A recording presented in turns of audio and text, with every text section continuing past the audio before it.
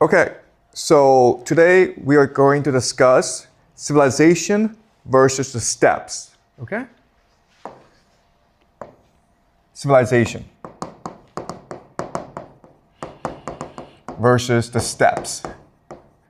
The steppes are the grasslands, and people often refer to them as barbarians. Okay, so in China we refer to these people as like Yemanyan, barbarians.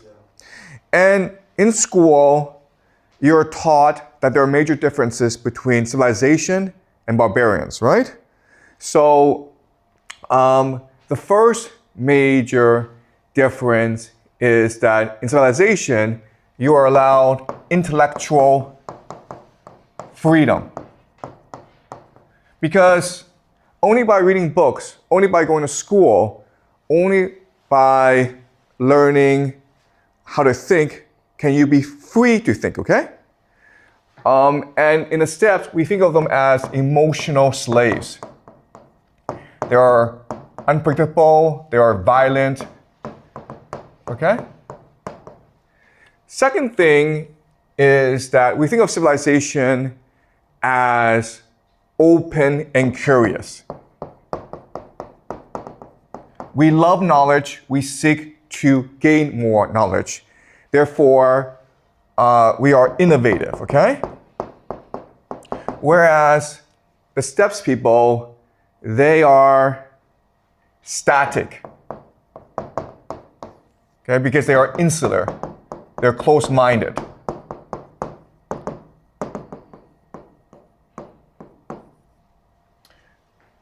Okay?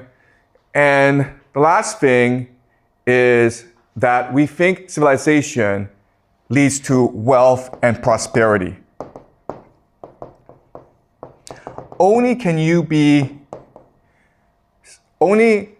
if you're civilized can you truly be happy, okay? And wealthy. And we think that the steppes people are poor and therefore unhappy. Okay, that is the general understanding of the difference between civilization and the barbarians, okay? The problem is that this creates a misunderstanding. And we can't really explain why is it that throughout human history, the steppes people have been the greatest conquerors. Okay, so the classic example is Genghis Khan. How is it that Genghis Khan was able to not only conquer China, okay, which is considered one of the greatest civilizations in the world, but also Baghdad, another great civilization, okay? But what's interesting is that throughout human history, this has been a consistent pattern where the barbarians conquered the civilized people, okay? So this is a problem. How is it that if in civilization, they're so free, they're so smart, they're so open, they're so curious, innovative, and so prosperous, why is it that they keep on losing out to the steppes people? And the answer is because your traditional understanding is completely wrong, okay? And I will show you that it's actually the opposite. It is the steppes people who are open, curious, and innovative. And it is the civilization people who are close-minded, who are static, and who are unhappy. Okay? So that's my argument to you today. All right? So let's go over some of my points before I show you the PPT, okay? All right, so let's discuss how civilization starts. So last class, we understand that there's a major river, and on top of this major river, you have a city develop, okay? Remember that we come together for religious purposes. We have settlements in order to celebrate nature, celebrate God, celebrate our religion, our belief system. And over time, what happens is that this system becomes unequal, it becomes hierarchical, and therefore we leave. But there are some places that are strategic for trade purposes. And therefore, people don't want to leave because you can generate a lot of wealth and prosperity in these places. And so they become major cities. Okay, so the first city in World civilization is Uric, okay? And over time, they become more and more prosperous. They build canals. They learn farming. They develop their own mythology, okay? And then what happens is that as the population grows and grows, they go off and colonize other places along the trade route, okay? Maybe upstream and then downstream as well. And then what happens is that these city-states are now in competition with each other. And they have a system of competition called open cooperative competition. Okay? This is a very important concept because this concept is what gives us innovation. So you have these three things in place: open, cooperation, competition. You'll be very innovative. Open just means that you want to learn, you want to grow, you want to learn from others. Cooperation means that you are in contact with others, so that you are learning the best practices from other people. Competition means that you want to be better than they are, okay? So in this system of city-states, you have massive innovation. And we see this throughout human history, okay? So think of China. When was China the most innovative? It was during the Chunqiu, right? The spring-autumn period. That's where we're getting Confucius from. Zhuangzi, okay? All the great ideas came from this period of the Chunqiu, okay? This is also true for Mesopotamia. This is also true for Egypt as well, okay? And eventually what happens is that these city-states all merge into an empire because during this process of innovation, one city will be more innovative than the others, and therefore they will conquer the others. What's interesting often is that it is a city that is most disadvantaged that conquers the other cities because you're forced to be more innovative. So in China, the classic example is the Qing, right? The Qing was in the mountains. They had lower population. They were poorer. They were more isolated. And therefore, they're more innovative than the Zhao, the Chu, the Wei dynasties, okay? And this is true also throughout human history. And so now you have an empire. And at first, this empire is extremely innovative. Why? For three reasons, okay? The first thing is that it now has scale. Okay? It has size. Therefore, it's able to draw on more resources. Second is the idea of standardization. Standardization just means that now you're using the same monetary system. You're using the same laws. You're using the same communications network, okay? That allows for better use of resources. Now, last is the idea of centralization. Meaning that you have one place controlling all activities elsewhere. And that allows you to build canals, that allows you to build temples.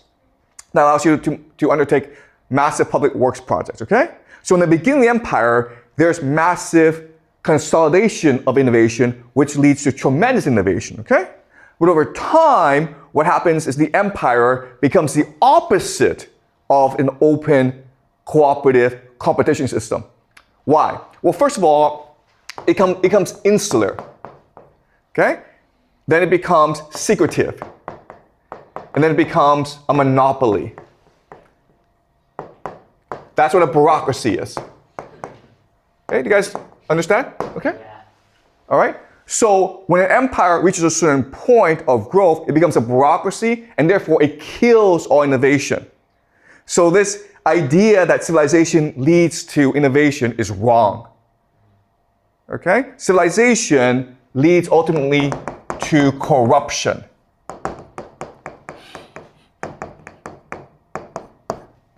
All right? Now, what's interesting is that even though this is a general rule of human development, it's not always true. There are exceptions, okay?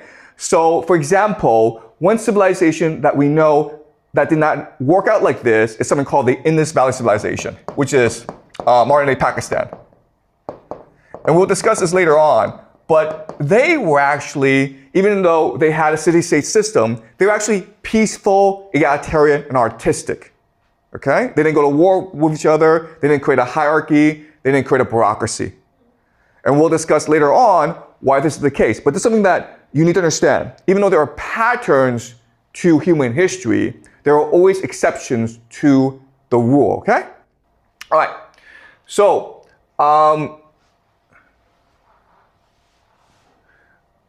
over time, the empire breaks down, okay? Why? Because you have a hierarchy in place, okay? A hierarchy, a bureaucracy.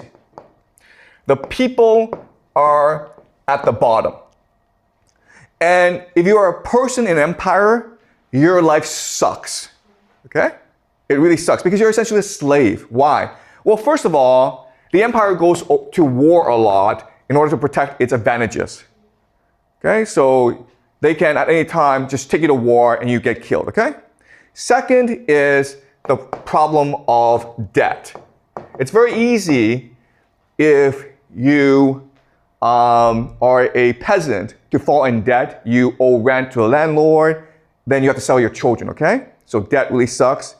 And the last problem is immobility, which just means that you're just stuck where you are, okay? So the people in the empire, their lives suck, but they're stuck where they are because of war, debt, and immobility. And as we discussed last class, the bureaucracy will develop a mythology in order to justify why they are like this. Okay? But at the very top, it's actually even more problematic because what happens is at the top, you will eventually have a problem of elite overproduction. Okay? Elite overproduction just means that there are only a few limited spots for the elite, and the elite have too many children. And therefore, they fight, okay? They break up into different factions. And each faction competes against each other for the right to be the elite. And because of this conflict at the very top, you usually have three results, okay? The first result is revolution, where one elite tells the people to overthrow everyone else, okay? So remember, what's really important to understand is the people do not create the revolution. The people themselves do not rebel. It's always one faction of the elite working with the people to overthrow the other factions, okay? That's what a revolution is. Second possibility is civil war, okay? Where the factions have different armies and they fight. And the third possibility is just they go to war with the empire, okay? But this is a common pattern in history. Now, what's really interesting is that as the empire falls, the pastoral people come and take over the empire, okay? The steppe people, or the pastoralists. Pastoralist just means that they don't farm for a living, they raise sheep, goats, and cows for a living, okay? They come and they take over the empire. Why is this the case? Because these people are the best fighters in the world. They have horses, they're archers, okay? So they're the best fighters in the world. So what often happens is one faction invites them to be mercenaries in the struggle. And eventually they recognize, you know what? We don't have to fight for the prince. We can take over ourselves. Another thing that happens is the faction that invites the mercenaries don't have enough money to pay them off. So the mercenaries are just like, screw this, we'll just take over the empire ourselves, okay? And what's important to understand is that throughout all this, the pastoralists are always in contact with the empire through three things, okay? Through trade, through pillaging. So the pastoralists come and steal from the people, and through being mercenaries, okay? So this is a pattern throughout human history. So now the question we have to ask is, why are the pastoralists so different from people of civilization and empire? And the reason is geography. What I will show you is that people who are pastoralists grew up in a different environment than the people of civilization and empire, and therefore they have developed a different economy, as well as mythology, as well as culture, okay? All right? All right, let's continue. But we're clear so far, right? Okay, so in the beginning, we had agriculture. Why did we have agriculture? Because as we discussed before, people came together for religious purposes. They built temples. And now you have to maintain the temples, therefore you build farms around the temple and you develop agriculture. Okay? But because of climate change and overpopulation, people are always constantly forced to move to new places. So agriculture was first up in the Middle East. And then it went over to Europe. And it went over to other places as well. Okay, so it spread around the world. So when they went to Europe, they could actually maintain their agricultural practices because the climate and the geography and the terrain of Europe was conducive to agriculture. And as a result, Europe maintained the cultural practices of the people of the Middle East, okay? And so they had egalitarian, artistic, and peaceful civilizations, okay? So why they were peaceful is that, first of all, women were in control. Okay, remember, it's the most natural thing to have women be part of the political class, okay? So women were in charge. So if there was any conflict, the women would just discuss it amongst themselves and come to a harmonious conclusion, okay? They wouldn't have to fight. Second thing is there was no money because there was no property, okay? The agriculture is something that you work on together and you share. There's no such concept as private property, okay? So in other words, no war, no conflict. So these are the three distinct characteristics of early human society. In an agricultural society, women are usually in command, there's no sense of private property, everyone shares everything together, and there's no conflict and no war. People just discuss things and trade in order to reach a harmonious conclusion, okay? So why this changes is that the city grows and grows, and then you have a large city, and so you need a bureaucracy, okay? But in Europe, what's really important to understand about Europe is that unlike China and Egypt and Mesopotamia, it does not have a large river. And therefore, you cannot grow a big city in Europe. Okay, so that allows them to maintain a pretty good life. Okay, so when they go to Europe, they're able to maintain the same cultural practices, but then they go to the steppes, okay? And the problem with steppes is you cannot grow food because it's all grassland, okay? You cannot farm. So now you have to change your cultural practice. So what was happening is that these people in the steppes, they started to trade with people of agriculture, okay? Also, you have people in the agriculture who moved to the steppes and they brought with them cows and sheep. And this changed everything. Because you, as a person, you can't eat grass, but cows and sheep can. So now what you can do is you can base your entire economy around animals as opposed to agriculture, okay? But there's certain problems with cows and sheep, okay? The first problem is that they're expensive. So now you have a concept of private property. Money. And this concept didn't really exist before. Okay? And so if I see someone with a cow, I don't have a cow, what do? I want to go steal it.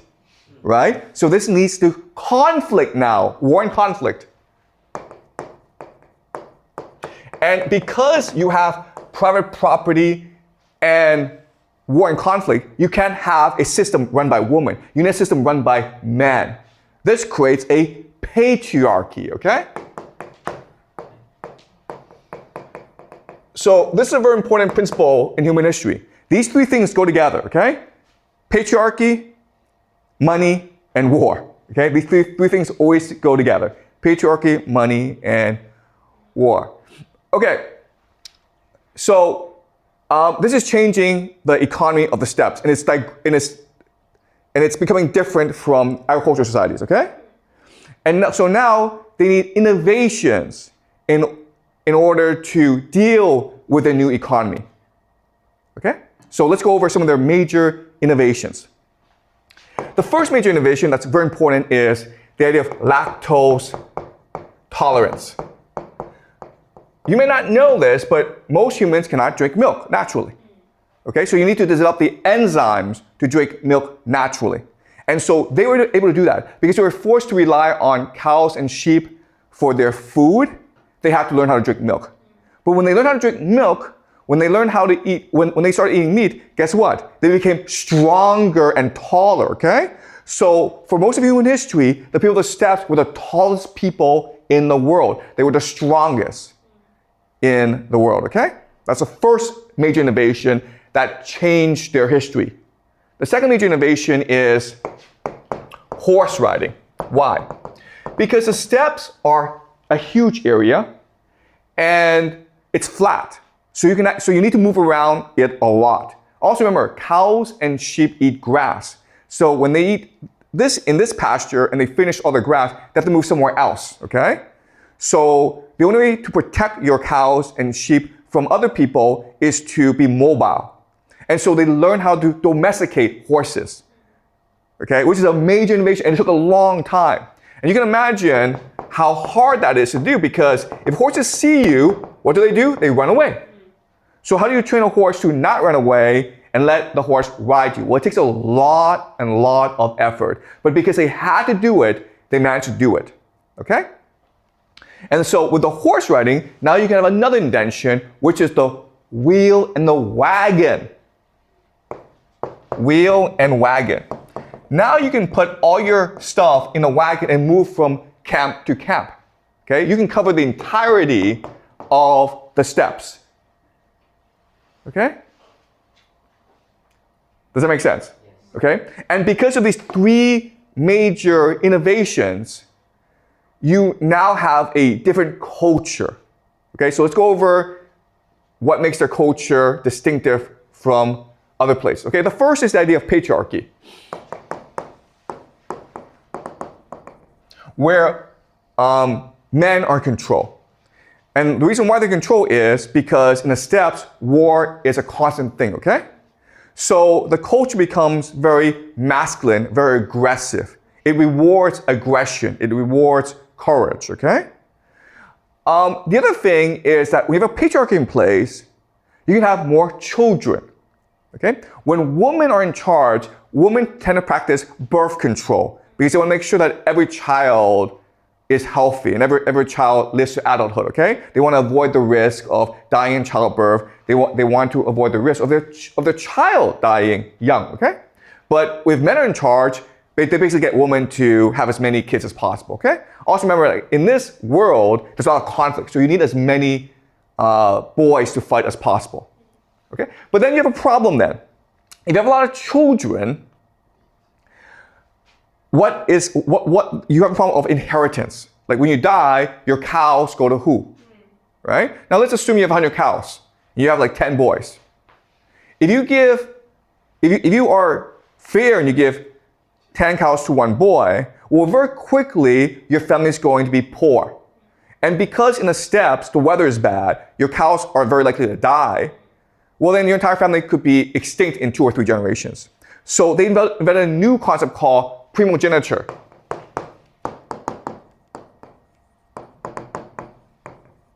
Primogeniture. Primogeniture just means that the eldest boy inherits everything. That ensures that the family can stay wealthy. Okay? All right? But now your problem is, wait a minute, if the eldest boy inherits everything, what do the other boys do? Well, they have to go and steal other cows, okay? And to do that, they form secret societies. Okay? Secret societies are just like, basically just gangs, okay? These gangs of young men who get together to do what? Well, they go steal cows and sheep, and what else do? They steal women, right? Because, right? I mean, like, what's the most valuable commodity in the steppes? Well, cows and women. So that's what you steal, okay? So this creates a culture of war and conflict constantly, all right? And the third innovation is something called the patron-client relationship. And this is actually or patronage. And this is what allows for the construction of society in the steppes. So remember, in a civilization, you have bureaucracy, you have centralization. But in the steppes, you can't have that because you can't have that many people. So you have a patron-client relationship. And all that means is that it's like the mafia, right? I'm the big brother, you're the little brother. So maybe I have 100 cows and you need cows. So I lend you 10 cows. But now you are loyal to me, okay? I'm the big brother, you're the little brother. And this creates the idea of tribes. Okay, does that make sense? What's really important here is that in civilization, bureaucracy maintains control over people over debt. And so you become a slave. But in the steppes, there's no concept of slavery. Okay? You're still a free and independent person, but you're just loyal to your big brother. So your big brother needs you to do something, you go do it for him, okay? So there's still a level of freedom in the steppes that you don't have in civilization. And that's why they're such good fighters. Okay? All right? So these three things are major innovations. Okay? But now that you have these innovations, you need a new methodology to justify or explain these innovations. Okay? And so what they had was, they went from the mother goddess. Okay, so mother goddess again is the religion of agricultural people, to the sky god. And the mother goddess wants you to be harmonious, okay? To be kind and compassionate. What does the sky god want you to do? The sky god wants you to conquer and exploit, okay? It wants you to destroy. It wants you to kill. It wants you to conquer, to steal. Okay? And also in this religion, horses and cows are very important. But as we discussed last class, here grain and nature are very important. Okay? So you see how this works, right? Okay? Now, what's important to understand is that because this system does not allow for the creation of a bureaucracy, the steppes always practice open, cooperative competition. And it's a system that forces you to be aggressive. It forces you to be independent, okay? And it forces you to work hard. And that's why people of the steppes are the greatest warriors in human history. And that's why when the steppes people encounter the empire civilization, they usually are able to conquer the empire, okay? Does that make sense? Okay? So the steppes are like a training ground for fighters. And over time, the fighters just become more and more fierce. And what's ironic is those fighters who are the most fierce can stay in the steppes. Those fighters who are forced out of the steppes, they go conquer the empire. Okay? All right? It's a constant pattern in human history. All right. Is that clear? All right. Any questions, guys, before I do the PPT? Great.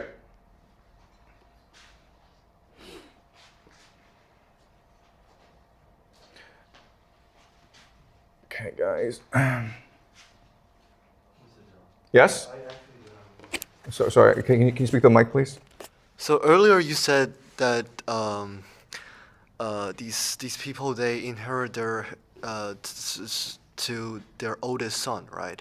So my question is like, is it like necessary for or so they must inherit their inheritance to the oldest son, or is it like they have some kind of a system to determine which son can have the best of their inheritance? Okay, yeah, so their general principle is always the eldest son, okay? That's to avoid conflict.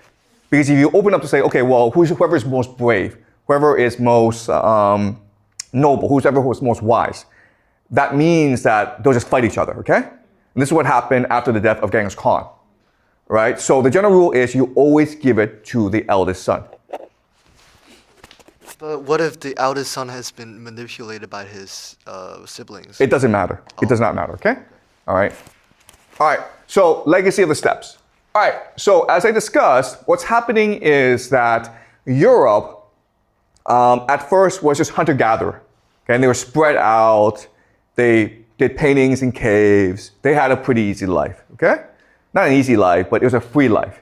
And over time, what would happen is that agriculture would develop in the Middle East and it would spread to Europe, okay? And you can see the genetic change where the blue is hunter-gatherer and the orange is farmers, okay? But then what would happen in about 2500 BCE is the steppe people, who we call the Yamnaya actually. So different names, they're Proto-Indo-Europeans, the Yamnaya, you can refer to them as any, okay? Steppes, Yamnaya, Proto-Indo-European, it doesn't really matter. But they go to Europe as well and they start mixing with the farmers. What's really important for our purpose to understand is this. When the farmers went to Europe, they went as families, husband, wife, children. And so they integrated into Europe pretty peacefully, okay? But when the pastoralists, the Yamnaya, went to Europe, they went mostly as young men. Therefore, that they kill the local man in order to marry their wives, okay?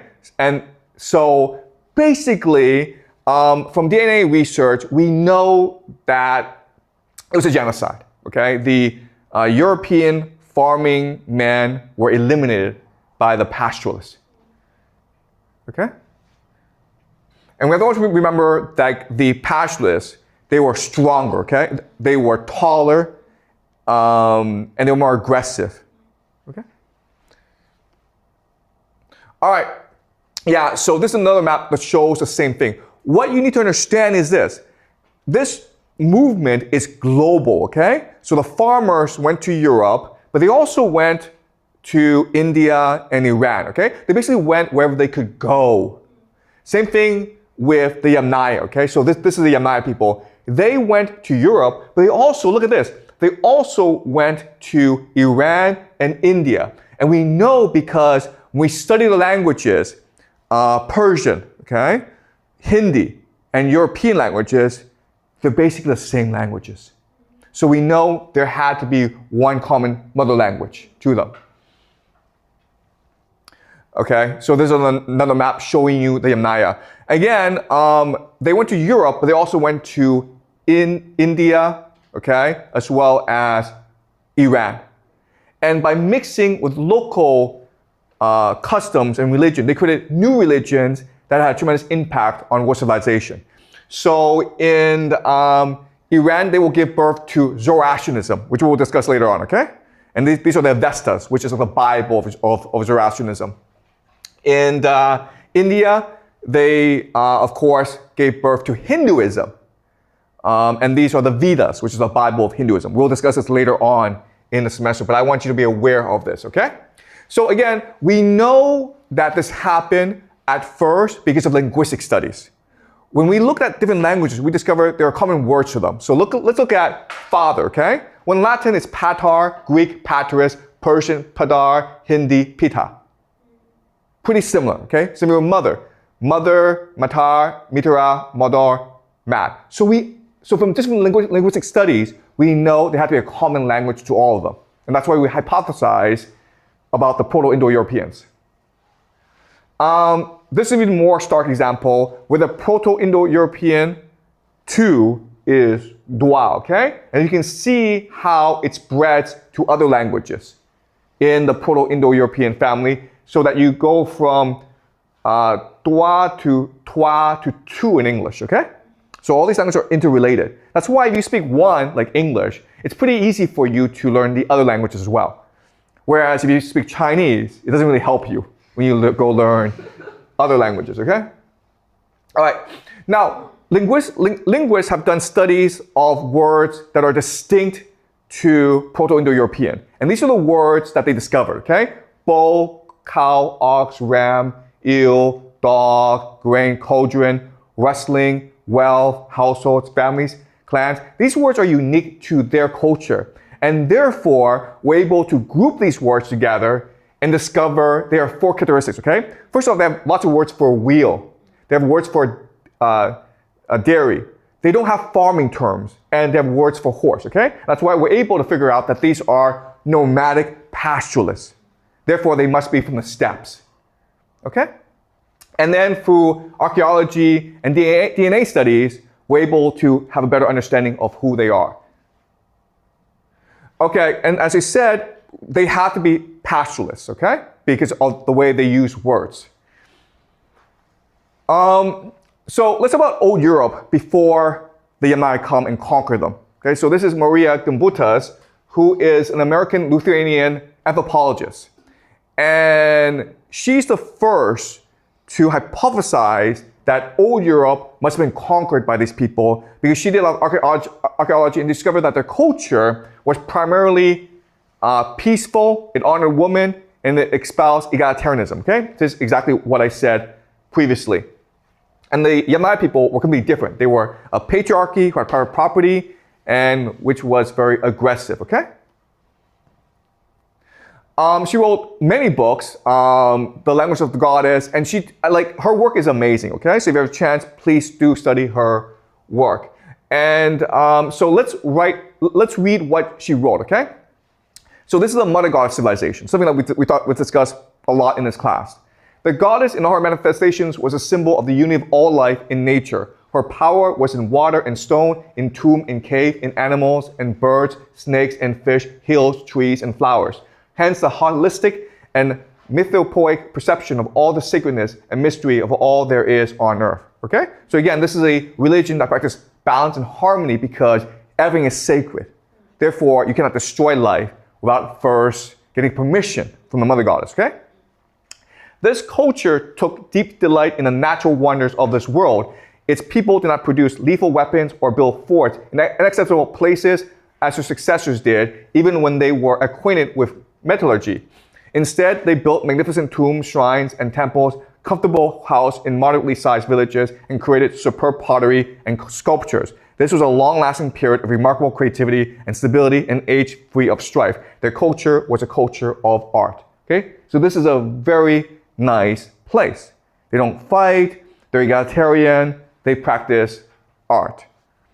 Okay? And what's really important for us to understand is they had writing systems, they had technology. They just chose not to use it for war because it was against their religion.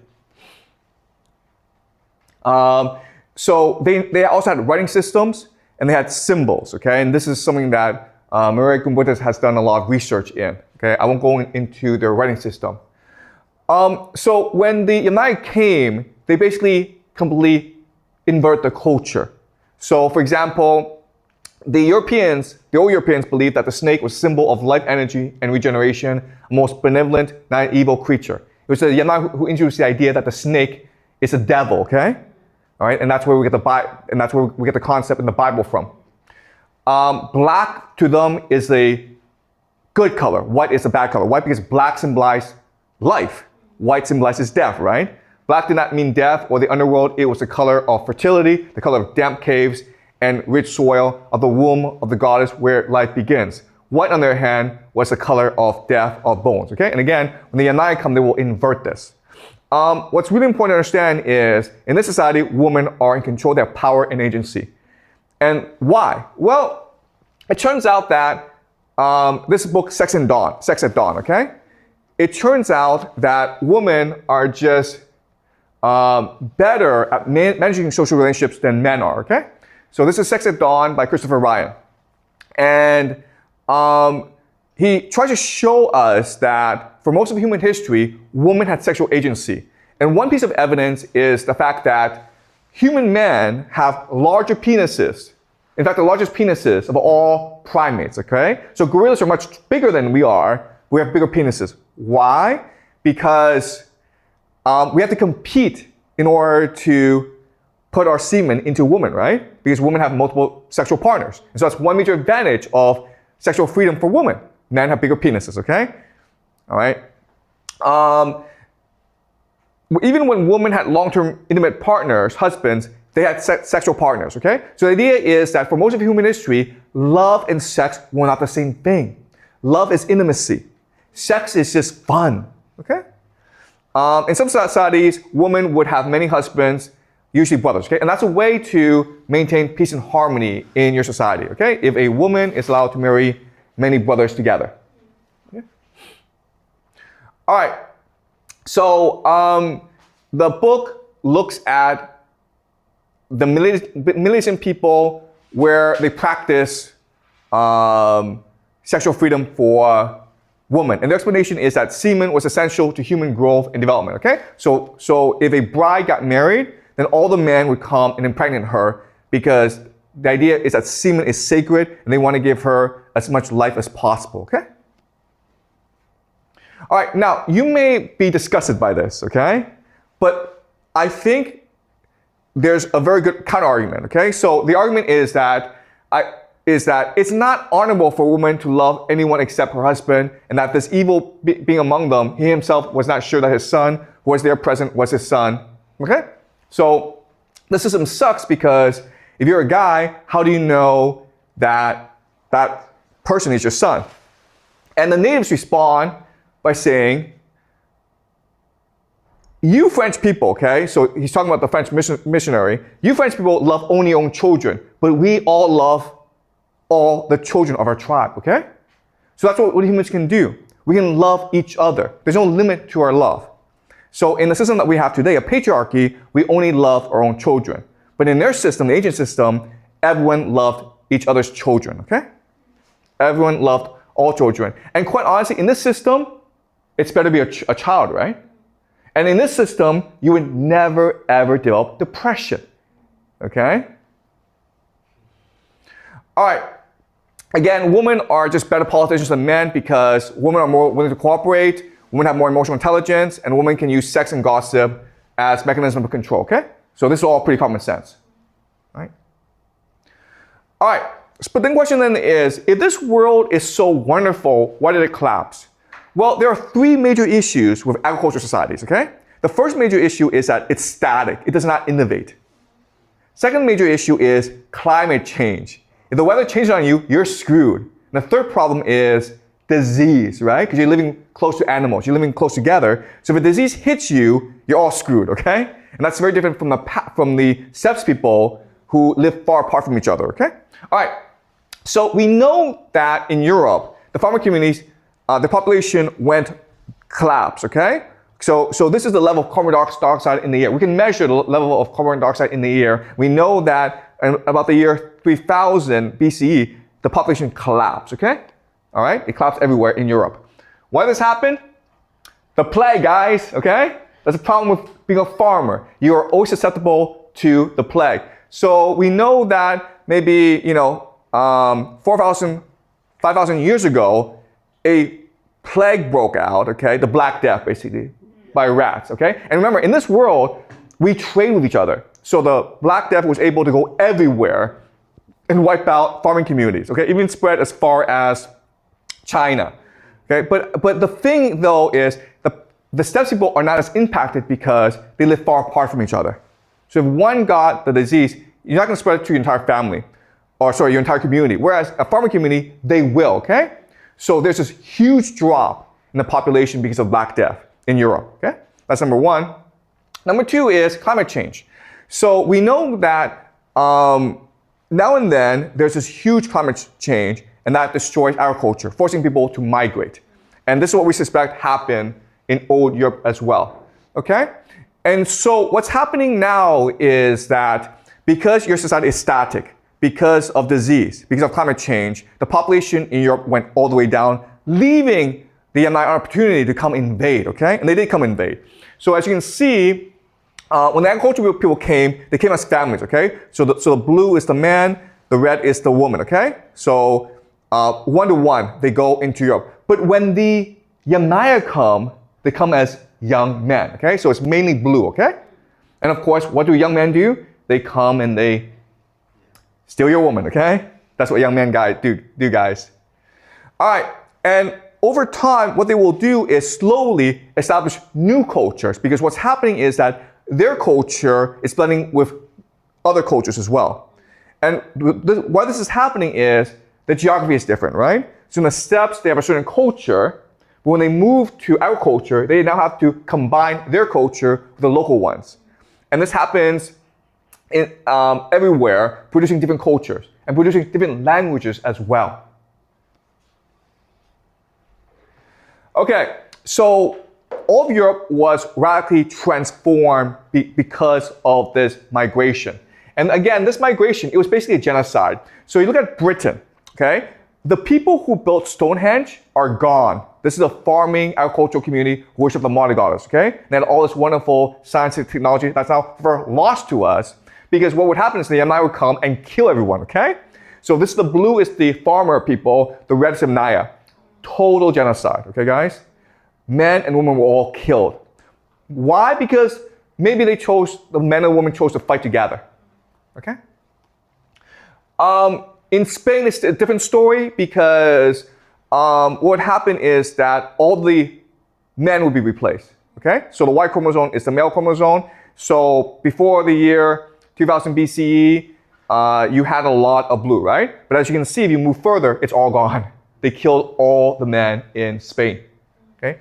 When they went to India, it's a different story because Indians in that time were more peaceful. So they came to a settlement where the new conquerors would be at the top of society and the people would be, and the locals would be at the bottom, okay? So there wasn't that much of a genocide, but we had a caste system created because of that, okay? And we know because if you look at the upper caste, they all spoke Indo-European. If you look at the lower caste people, they spoke the local language, Dravidian. Okay? Does that make sense? So depending on the circumstance, the result is different.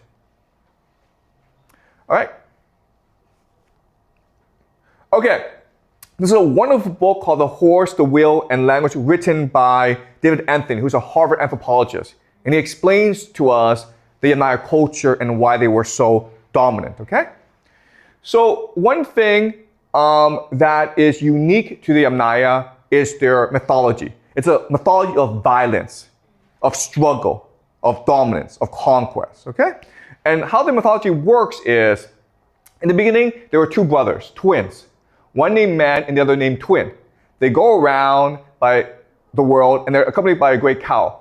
Eventually, Man and Twin decide to create the world we now inhabit. To do this, Man had to sacrifice Twin, okay? He had to kill his own brother, the person he loved, in order to create the world.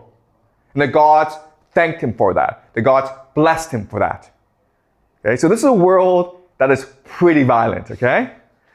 After the world was made, the sky gods gave cattle to third man, but the cattle were stolen by a three-headed, six-eyed serpent, okay? The snake. Third man entreated the storm god to help get the cattle back. Together they went to the cattle of the monsters, killed it, and freed the cattle, okay? So this is a mythology of struggle, okay? And what's really interesting is that this mythology becomes the mythology of all new Proto-Indo-European civilizations, including the Romans and the Mongolians, okay? So this is Genghis Khan. His mythology is what? He kills his best friend to become the leader of the Mongol people. And what's the Roman mythology? Romulus kills his twin brother to found Rome, okay? All right? So that shows you that the Mongols and the Romans, they come from the same culture, okay? A culture based on violence and exploitation. All right, so now Anthony talks about the economy. Domesticated cattle and sheep started a revolutionary change in how humans exploited the Pontic Caspian steppe environment. Because cattle and sheep were cultured like humans, they were part of everyday work and worry in a way never approached by wild animals. Humans identified with their cattle and sheep, wrote poetry about them, and used them as currency in marriage gifts, debt payments, and the calculation of social status, okay? Now we have the beginning of money and property, right? And they were grass processors. They converted plains of grass, useless and even hostile to humans, into wool-fed clothing, tents, milk, yogurt, cheese, meat, marrow, and bone, the foundation of both life and wealth. Cattle and sheep herds can grow rapidly with a little luck. Vulnerable to bad weather and theft, they can also decline rapidly. Herding was a volatile, boom-bust economy and required a flexible, opportunistic social organization. So they live in a world of tremendous volatility. because the entire world was a cattle. If the cattle died because of a bad storm or because of bad luck, they were completely screwed. Okay, so they were very aggressive people, and they were opportunistic as well. Okay? That's different from farmers who can just afford to sit back and relax because nature will grow the food for them. Okay. The connection between animals, brothers, and power was a foundation on which new forms of male-centered ritual and politics developed among Indo-European speaking societies. This is why the cow and brothers occupied such a central place in Indo-European myths relating to how the world began. Okay? So this is a deeply patriarchal society. All right? All right.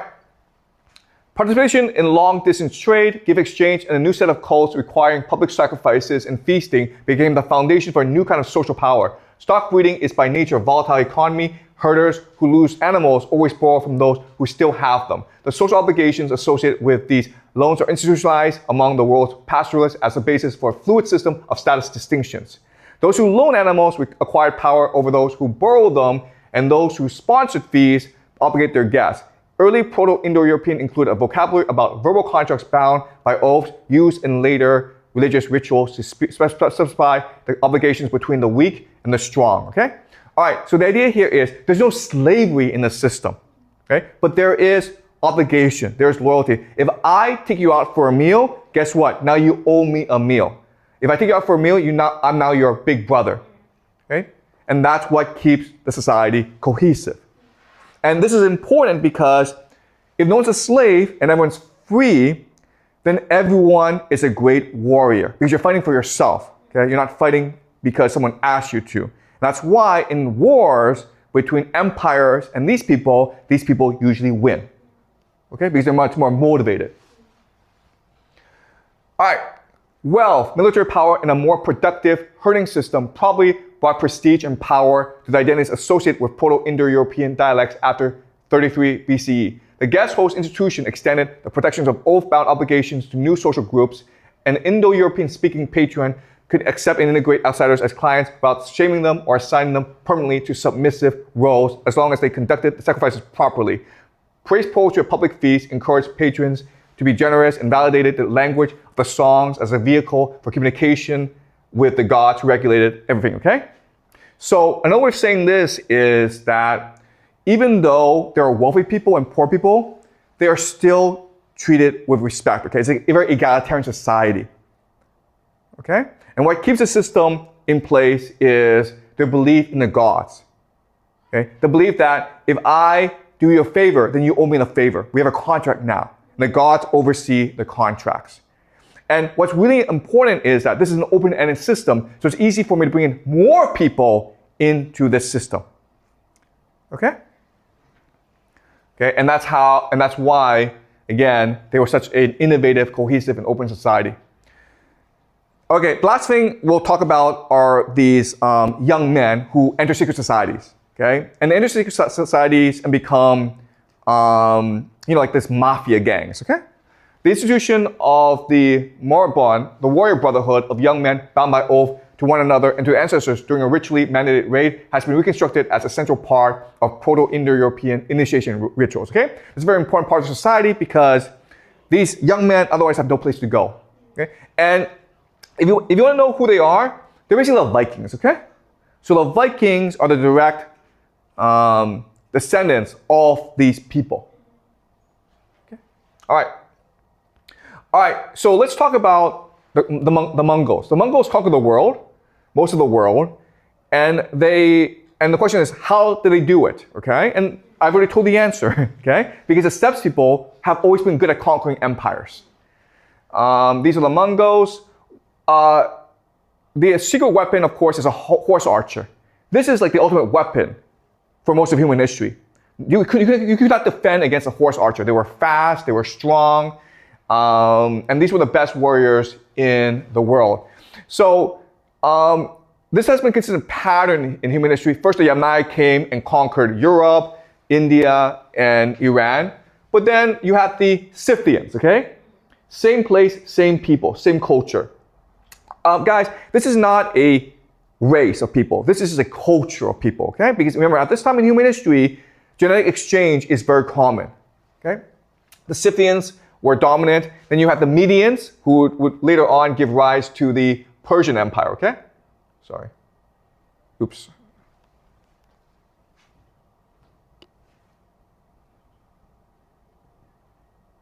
Okay, sorry. Okay. Then you had, sorry, can you see this? Okay, so now what's going to happen is this. So the steppes people are all around the grassland. Now China emerges as an empire. Okay, and this is the Han Empire. And this is really the last Chinese dynasty. Why? Because they are ethnically Chinese. And they're proud of who they are. So what they're going to do is they're going to try to destroy the steppes people once and for all. Okay? So they move a huge army into the steppes to try to limit the threat. And what happens now is it forces a cascade effect where these people are now forced to go westwards, which forces them to conflict with people over here. Okay? And so you have this huge migration all the way to the Roman Empire. Okay? Okay? So this is what the map shows us. Okay? China forces the Huns, the Shunnu, westwards, which then forces these other groups to go elsewhere. Okay? So again, the strongest people stay in the steppes. The weakest people go and conquer empires. Okay? This is a process of constant innovation. The Han Empire, okay? Attila Han. Then you have the Turks emerge. This is the Mongol Empire, and as you can see, they conquer basically most of the world. Okay. And because they conquer most of the world, and the world is unified, then you have the Black Death, okay, which wipes out most of Europe as well. About a third of Europe is wiped out in the Black Death. Okay? And the last great conqueror is Timberlane, okay? Timber the Lane, the last great conqueror from the steppes, and he conquers most of the world, okay? So this is a really important principle to remember. The steppes people are the most innovative, the most open, the most aggressive, the most courageous. And that's why they're the greatest conquerors in history. Okay? But eventually what happens is we develop gunpowder, okay? And now the steppes will be conquered by civilization. But this was the turning point in history, the invention of gunpowder. And so now what's going to happen is that civilization will now attack the steppe people and reduce the steppe people culture. Okay? And that is it. All right? Okay, any questions, guys? So I was wondering, like, so the barbarians, the steppes, are they capable of developing religions? Like, because they're all conquering all around the world, so it's difficult for them to like build up temples, right? Okay, so religions don't require temples. Religion is just collective belief. So as I keep on saying in this class, all humans have a religion.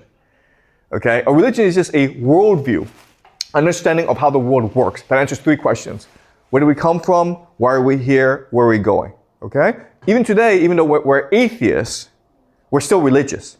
Okay? But we worship money, materialism, science. So these people, the steppes, they worship the horse, the sky god, the cow. They worship war. They worship courage and bravery, okay? So every culture, every person has a religion of some sorts because it's impossible for you to understand the world and operate in the world without a religion, okay? Especially for groups. Okay, any more questions? Okay, great, guys. So we'll continue our discussion of human history next class, okay?